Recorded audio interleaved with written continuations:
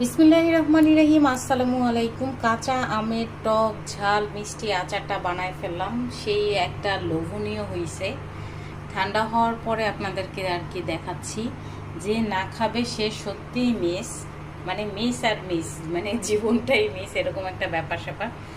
আমার অর্ডার আসলে তাজা তাজা এটা বানাই দিই। সবাই জানে আমি সব কিছুই তাজা তাজা সেল করি। আমি কোনো কিছুই আগে রেখে সেই পণ্য মানুষকে দিই না।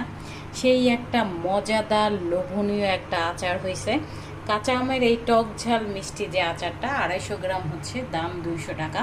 সো আপনাদের কারো লাগলে কিন্তু এখনই অর্ডার করে ফেলতে পারেন, কেননা তাহলে তাজা তাজা এই আচারটা খেতে পারবেন।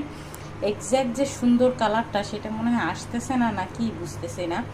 তবে জাস্ট ইয়াম্মি হয়েছে, দেখেই মনে হইতেছে, মানে আমার জিভে পানি চলে আসতেছে আর কি, যে কখন খাবো, এরকম একটা ব্যাপার স্যাপার।